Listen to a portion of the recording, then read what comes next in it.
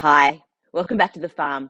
My name's Roz, also known as Passion Flower, and you'll find me here each week talking about my farming and creative life.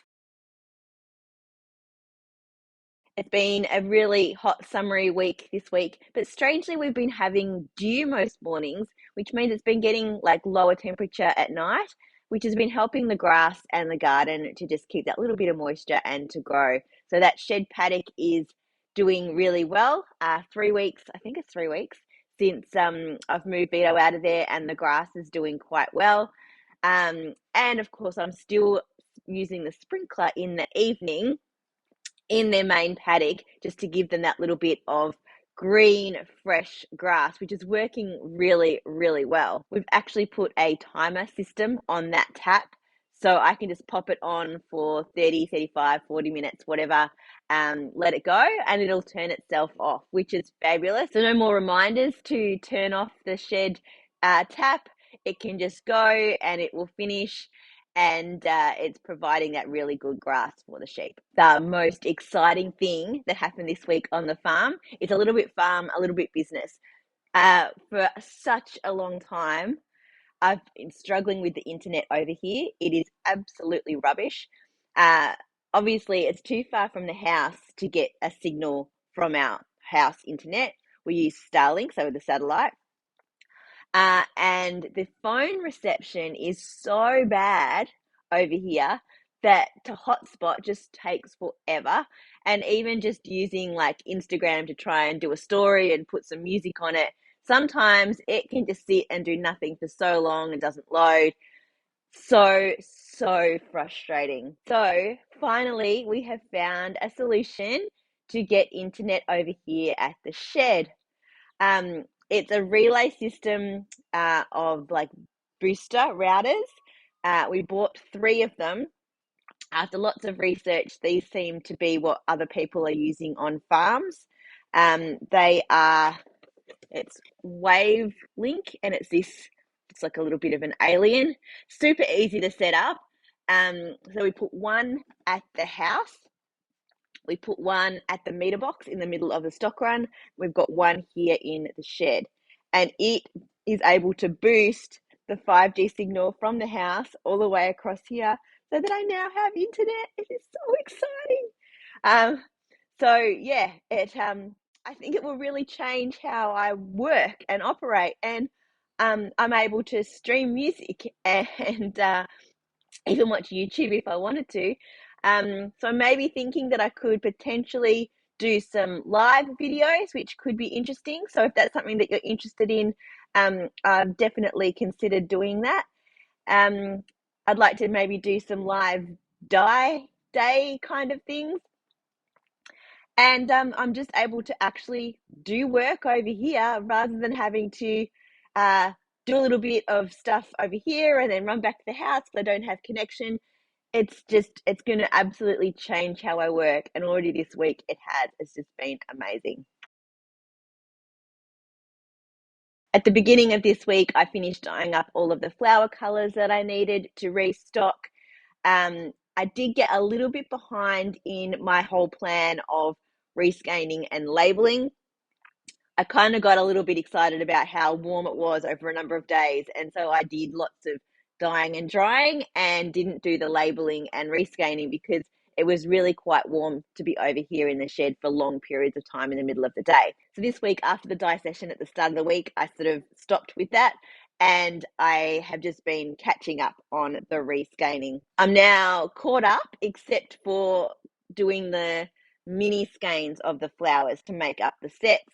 So that will be my job for today. And that should then have me all caught up. And I feel like I'm now starting to get a good stock level ready for the Yarra Valley Wool and Handicraft Show and for She's Crafty, getting things ready in advance so that now I can start to think about table setup and other colours that I want to try and introduce, either new or ones that I haven't yet dyed. And get samples ready as well, which is something that I did do this week, which I'm really happy about. I labeled all of my samples.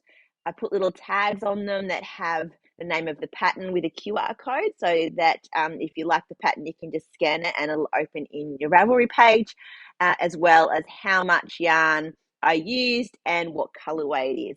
So I'm really happy to have done that. It's been something that I've been meaning to do for a really long time, and I think it came out looking really great. And now that the internet is over here, I'm able to do real-time updates on my website, which is so fabulous. Before, I was having to take notes or take photos of my tubs of yarn and then go back to the house to update stock levels and put new products on and all that kind of thing. Whereas now I can actually do it here. I tried to do it on my phone a few times from here, and sometimes it would work and save, and other times it wouldn't. So it was really hit and miss, and I would think that I've done something, and then I would look at the site later on, and it was completely wrong. So happy that I can now do that from here and actually do work. Not a ton of crafting this week, but a little bit of a few things.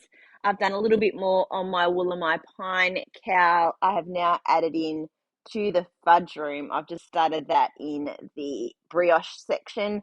So what's that? 1, 2, 3, 4, 5 colors. So then I just have golden ticket left to add in after that, and then I will repeat the colors. So that's looking really good, and I'm happy with how the colors are working together. I have also been working a little bit on my Unwind Cruise socks, the yarn from Half Baked Hand Dyed. I have done a few more stripes on the leg, and I'm thinking that I'm going to do one more repeat of each of these colors. So I'll finish on the green, and then I'm going to pop in a little purple cuff before I bind off, and then hopefully I can find the right spot to start the pink for the toe of the second one. And I've also found a project for the DK yarn that I bought from Yarn Trader. I bought one skein of the Nomad in a light pink dye with cochineal. Yeah. And I bought 3 skeins of this Cola Girl. It's called Gently Gently, and it's the tweed base. So it's grey and some pink. And I finally have decided on the Calliope. It is a fairly simple jumper with ribbing at the top, plain, and then it's got quite a lot of long ribbing on the sleeves and ribbing along the bottom that sort of grows out. So it starts with like 1 by 1 and then gently grows out, I think. So I've started the top. I'm going to do the ribbing in the light pink, and then I'm going to do the body in the tweed.